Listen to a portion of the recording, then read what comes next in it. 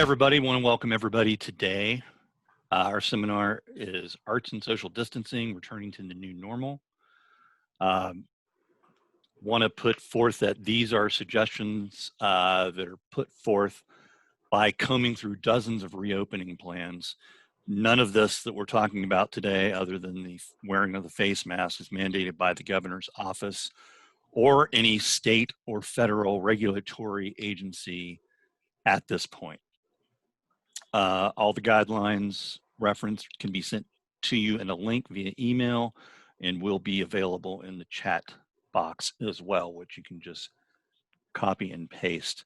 I'm going to make this a little light today. It is a very heavy subject.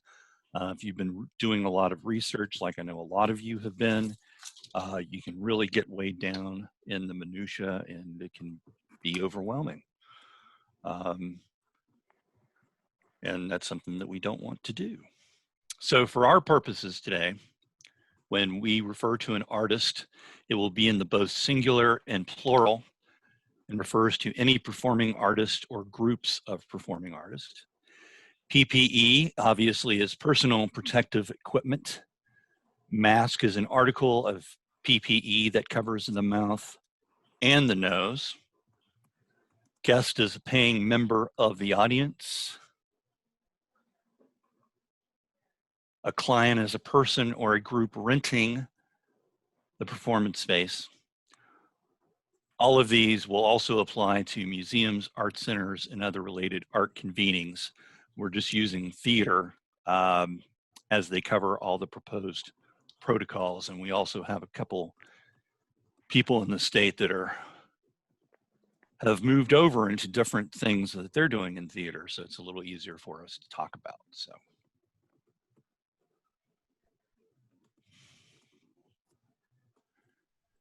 So we don't, is there anybody from Ogilvy here? There's not, okay. Well, I had that we don't want to overwhelm you all with minutia because that can be stifling. And that was a little joke geared towards Ogilvy people. So we'll just skip that one. Okay, so reopening starts well before your event. Memorandum of understanding between the venue and the artist or the touring production should include guidelines, and you should list who is responsible for carrying out certain tasks and following behaviors. If a client, such as someone who's doing a wedding, they need to submit a health and safety plan for their specific event or simply follow the building's guidelines. Rental spaces may consider adding an additional fee for providing disposable PPE to guests that show up without the appropriate protection. And something that's very important that you're going to want to do is update your current policies to reflect social distancing protocols, such as your fire or emergency assembly areas, because those are obviously going to change. I'm going to reference the Colorado study on clean air in the MERV rating. 13 is the suggested number. I'll thank Betty King for that. Those links are going to be available. Again, that's minutia I don't really want to get in here because of our time constraints, but that's something that is kind of being adopted as the standard at this point.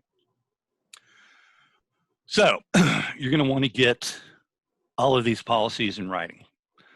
Policies regarding health procedures should be made by staff and applicable board members. These policies should be properly communicated to employees by training and orientation. And then those policies should also be properly communicated to guests by website and ticket purchasing site updates, emails or text, media outreach, building signage, and recorded messaging. Recorded messaging is going to be very key here. If it is not written down, it does not exist. And accessibility should also include considerations for audio and video. We know it's a lot to think about. If it makes Prince sad, it makes us all sad. Employee training. So you're going to want to start and follow local and state guidelines.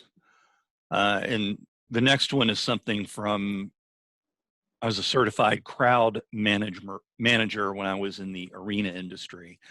And something to really help your employees understand is to role play with them, to understand their level, the mastery of their skills and their understanding of the procedures. So that's something very, very important to do. Make sure that your plans are flexible, as all of our situations are likely to change. You're going to use cloth face coverings, current mandate from Governor Justice. You're going to wash your hands before putting on the gloves or the face mask to avoid cross-contamination. Always use the same side and wash face mask after each use. And employees exhibiting symptoms of the virus should stay home. In the future, there may be some certification for disease mitigation. At that time, it would probably be prudent for at least one person in your organization to become certified in that. That's down the road. It's something we'll look out for. As soon as we see it, we'll pass it on to everybody. But that's something to watch out for that I'm sure will happen once there is a vaccine in place and there have been more mandates about what people need to do to open. Another thing to consider with the training, if a task cannot be done by one person or safely by one person, you may consider employing work couples. Now, that doesn't actually have to be people that are either related through marriage or in a relationship. It's just two people that consent to being within 6 feet of each other during their work periods, and that they accept that responsibility. It can only be a volunteer situation for that. Message early and message often. Clear signage could possibly begin in the parking lot if venues have that ability. Consider using flat panel monitors for messaging. This is probably the most effective way because you can be creative. You can change your message every few seconds. It doesn't take a lot of time printing anything out. There is an expense, but you can be much more creative and keep your audience tuned into what your message is, better than just putting up signs. Consider the use of storyboards in making short videos to get your message across. Ask yourself, how can I communicate my message effectively without seeming oppressive or institutional? Consider displaying pictures of compliant patrons having a good time. Perhaps something like, Romeo, oh Romeo, doth that maintain at least 2 meters distance from thyself? Now, suggested rules, and these are just the suggested rules. This is not mandated by anything at this point, but these are pretty much what are being accepted to be kind of standard social etiquette. You must wear a mask, no exceptions. If you feel your rights are being infringed upon, you have the right to not attend this event. You must social distance, keep at least 6 feet apart. You must pay attention to and follow all cue instructions. Adhere to 20-second hand washing and hand sanitizing. Absolutely no outside food and beverage because the contamination source becomes impossible to trace. And consider asking patrons to carry their personal items in a clear bag, much for the same reason. And I want to have Jenna Green, our ADA coordinator, hop on here for just 1 second to talk about why the wearing the mask is not an exception. So the Americans with Disabilities Act asks organizations to make a reasonable accommodation for anyone with a disability. And this certainly applies to your face masks as well. So anyone that has a disability that prevents them from wearing the face mask, you do have the right to ask them to wear a face shield a looser face covering. And if neither of those options work, you have the right to ask them to only use your virtual platforms or a curbside option for picking something up. You do not have to let someone in your building without the face mask. And I have a great resource that lays all of this out for you guys, and I'll share it in the chat. Back to you, Lance. Thank you. So essentially, don't be a Karen or a Ken. Be a Barbie. Barbies always play well with others. You don't want to be like this.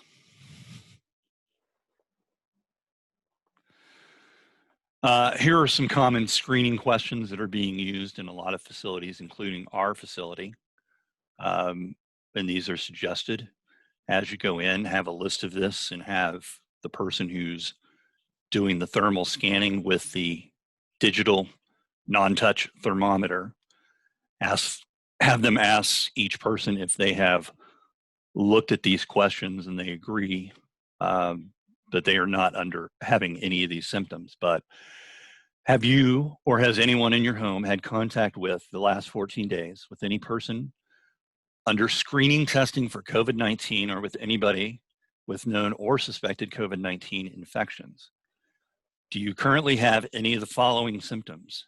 Fever of 100.4 Fahrenheit or higher, or a sense of having a fever or chills, nausea or vomiting, loss of taste or smell, diarrhea, cough that you cannot attribute to another health condition, shortness of breath that you cannot contribute to another health condition, sore throat that you cannot attribute to another health condition, muscle aches, myalgias that you cannot attribute to another health condition or that may have been caused by a specific activity such as physical exercise, and unexplained or sudden fatigue. But I ingress. The aforementioned list of requirements for entry should be posted at all ingress points. Dedicated staff should be assigned the duty of taking guest temperatures with a non-touch digital thermometer, as we mentioned earlier, and asking if they have read and understood the list of requirements for entry. Consider using painter's tape to mark proper social distancing in queues. Then you should have freestanding hand sanitizing stations. The same ADA standards and considerations apply. Consideration should be given to wheelchair users for restroom queues. Some venues are considering individually scheduled windows of time for individuals to enter. So if you have tickets, the concert's at 7, or say the concert's at 8, you may be directed to enter between 7:10 and 7:30 as part of a group, and that would be your entry window.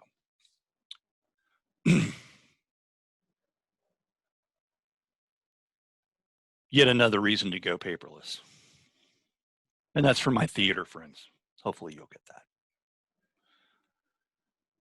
Once inside, ticketing and merchandise sales should require as little contact as possible.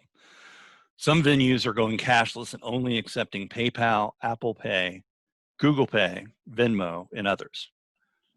Merchandise should be behind a see-through barrier such as plexiglass. Workers should wear gloves and masks. Consider using disposable wooden stylus for signature and pen entry. Everyone has a role to play. Performers should wear PPE when not performing. They should social distance as much as possible in common areas such as green rooms and dressing rooms. Technicians should wear proper PPE. Equipment should be sanitized once it enters the building, again during setup, between sets, and upon leaving the building. Technicians change gloves between acts. That middle part there is applying mainly to music acts and that like. Building personnel should also wear PPE. A more active cleaning schedule for restrooms and common areas should be instituted.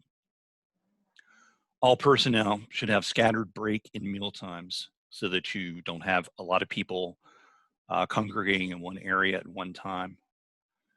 Buffet and table service at this point are not permitted. Consider either doing a pre-made meal for the artist or using the artist meal buyout if you have that option. Everyone plays a role. My 9-year-old daughter is now obsessed with Hamilton, and I couldn't be more proud. Egress, whenever possible. The path to exiting the facility should be different than the path to entering. Use a controlled exit from the back to the front or from the nearest exit to the people furthest away. Dedicated staff should physically direct the audience to the desired exits. Pre-recorded messages should prompt the audience where to exit and how to maintain social distancing. Again, your pre-recorded messages are going to be very important. ADA compliance and consideration is more important than ever. Consider moving your freestanding hand sanitizing stations during the performance to just outside of the exits, obviously if this is out of sight and hearing of the audience only. And cleaning crew should sanitize the seating area after every performance. Now I'm going to use my big announcer voice. In a perfect world with unlimited money, if all of us had unlimited funds and all kinds of space, this might be what our future looks like. But for most of us, this is not going to be realistic, but it may make you think of something else that we can do in the meantime. Venue parking lots would have at least one space between each car. There would be no cash. Everything would be paperless. Everyone would enter one way and leave another. Each venue would employ a mitigation coordinator. Venues will have access to contact tracing information. And your venue seating might look like something like this. And this is Andrew Lloyd Webber's idea of social distancing, is to go into each house and physically remove the chairs, which I've worked in many theaters in the state, and nobody has the space for that storage, and you run the risk of damaging the seats as well as it takes a long time to put them in and out. So one thing that I'm suggesting, if I can bring it up,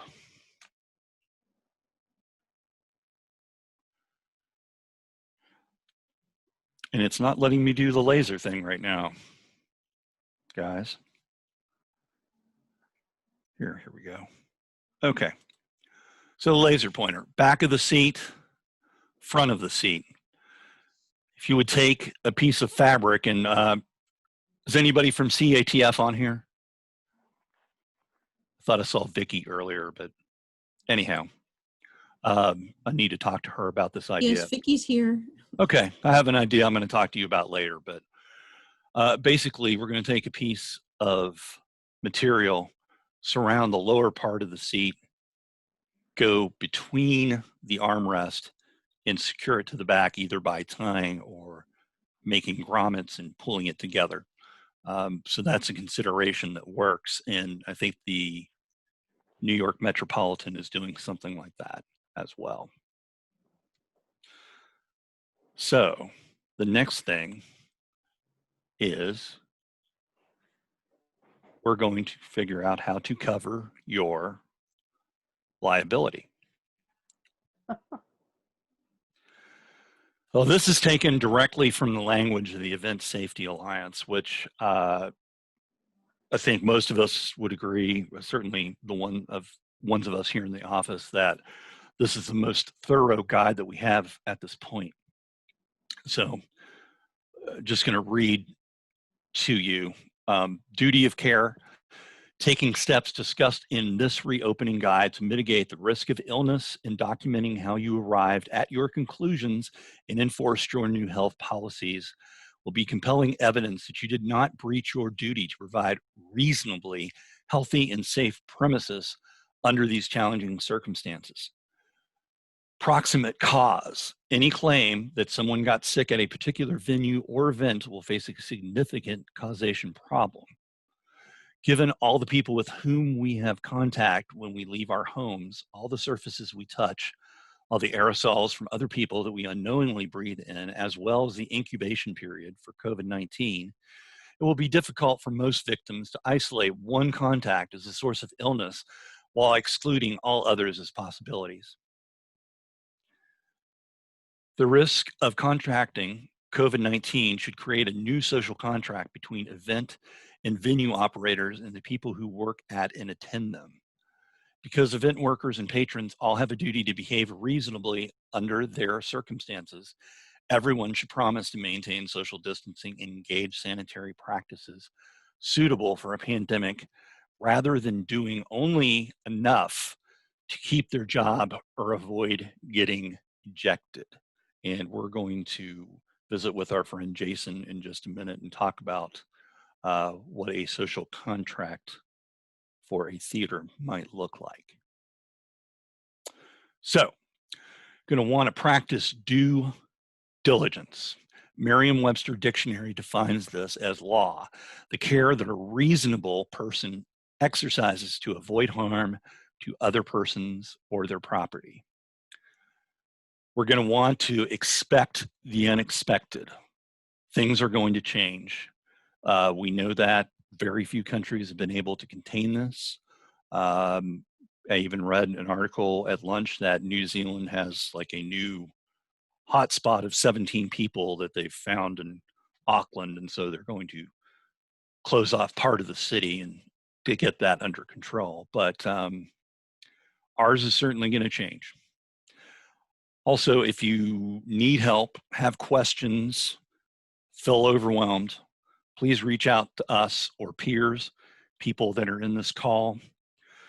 I'm working on adding a component on mental health that we will support each other, and we'll have details on that very soon. And remember, we're all in this together. No, please go wash your hands. And for all of you who thought I would have a slide of High School Musical for this sentiment, I am very happy to have disappointed you. And with that, I want to call on our friend Jason Young with Vintage Theater. Again, all the guidelines today are going to be sent in the link or be in the chat box. And Jason's going to talk about a covenant that his theater troupe is doing. And Jason, I'm going to advance your slides. So. Okay, cool. We can just hold it right there. Oh, okay. Well, now you have a picture of me. That's a lot of me. So thank you, Lance. Lance and I had talked a couple times this week about some stuff that we're doing and how it might play into this presentation that they're offering today. Just as a little background for how we got here so we can sort of frame this. I've been on several of these calls and I've talked about our comedy troupe, the Fearless Fools, and some of the work they're doing. But for the purposes of this discussion, I'm talking about our Shakespeare troupe, the Rustic Mechanicals. And very plainly, the Rustic Mechanicals have a mission of bringing Shakespeare to the state of West Virginia and specifically its students. I also have a guest with me on the call today, Jim Warren. I don't know if you want to advance your slide around to find Jim. Jim is a guest artist that has worked with us a few times and is coming back to West Virginia this fall to work on the project that I'm going to be talking about. If that name sounds at all familiar to you, Jim is the co-founder of the American Shakespeare Center in Stanton, Virginia. So the way that the Mechanicals try to meet their mission of serving the state and its students by bringing them Shakespeare is primarily through 3 statewide tours a year. So far, because of COVID, we have canceled our April tour, we have canceled our July tour, and our next tour would have been in October. In April and May, we started to kind of read the tea leaves a little bit because our October tour is primarily focused to going into schools, and we were scheduled to do A Midsummer Night's Dream, and really with a lot of performances in high schools and middle schools, and also at venues where we bused students to us.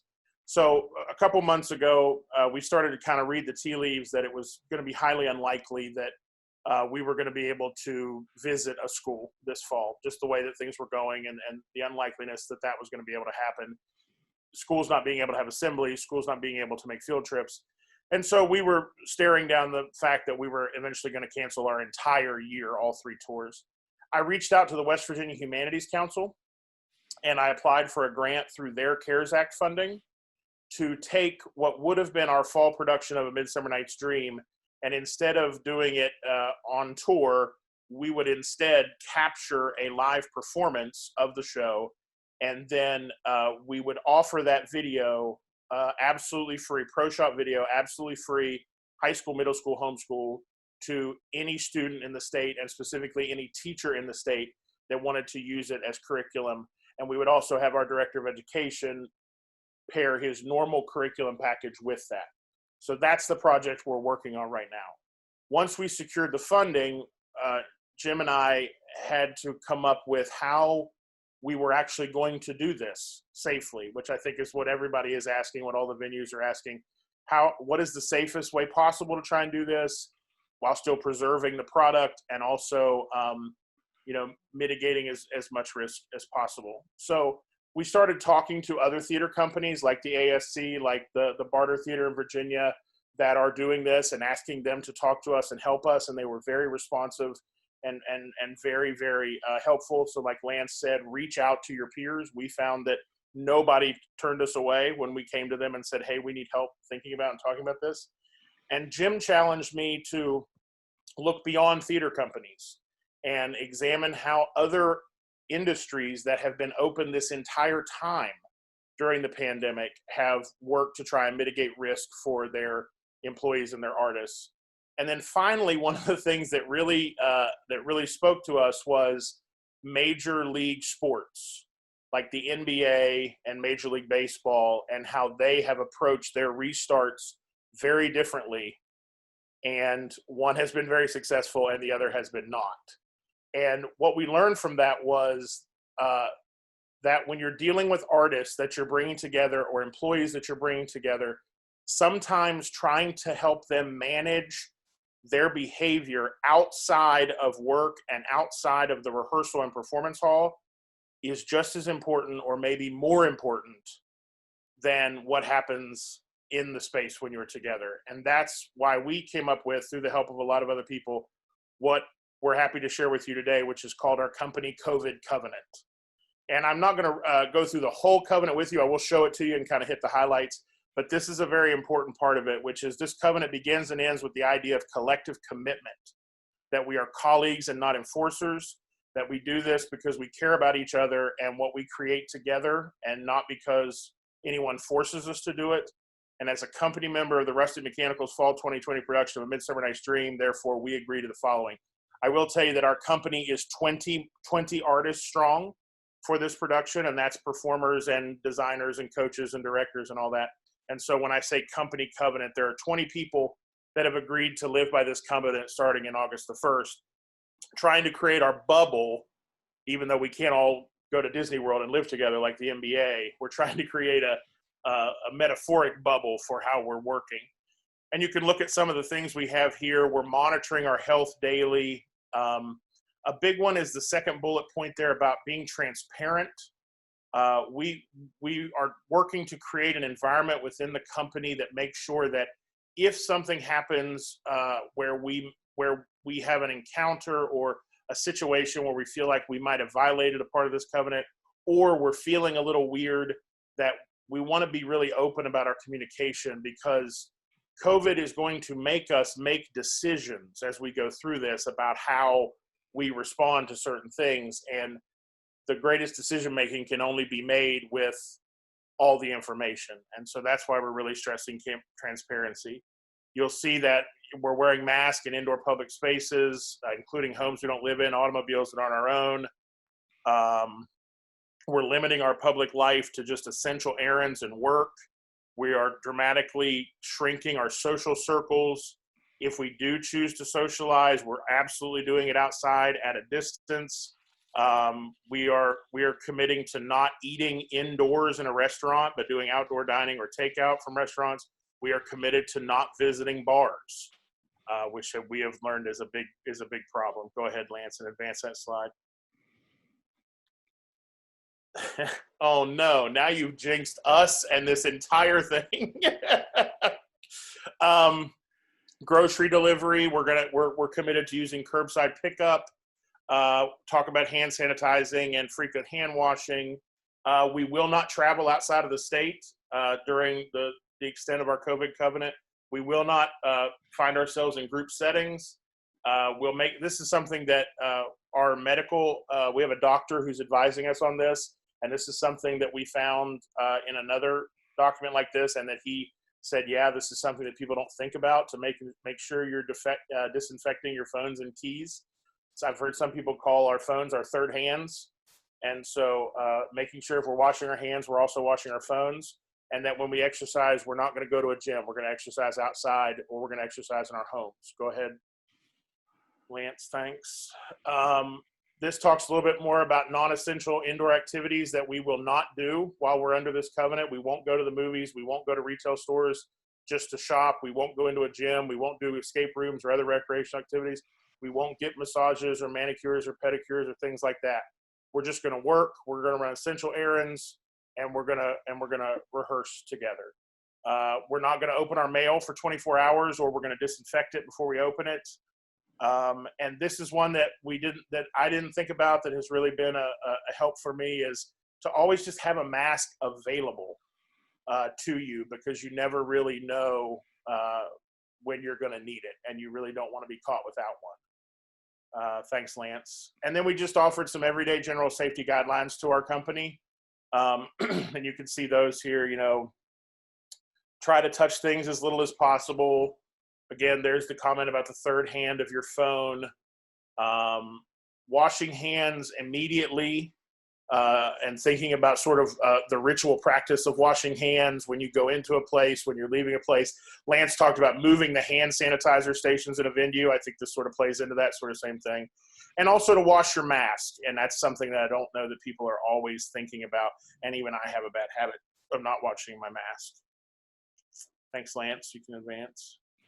So I wanted to let Jim have an opportunity to chime in here because I asked him to be on the call with us, and he is the individual that helped me create these. And then I know Lance was hoping to have sort of a Q&A about his part and our part of the presentation. So Jim, if there's anything I missed that you would like to add, we really appreciate you joining us from VA today. I am happy to be here, but I think that you covered everything that we've got cooking here, and we could go into other details about why we're doing this project, but I don't think that's the what we're trying to accomplish with this meeting. But we're happy to answer any questions that anybody has. We're excited to get back to work to do what we do. Okay, thank you. Also wanted to point out my friend Vicki Willman from Contemporary American Theater Festival in Shepherdstown. I thought you guys were going to be off until the rest of the month from what I garnered through emails. That's why I didn't ask you guys to talk, but you guys have done a really great job of moving your stuff online and being able to remunerate some of your losses and then reprogram and stuff. So they're a really great source. And if you haven't checked them out before, you really need to check them out. That's Contemporary American Theater Festival.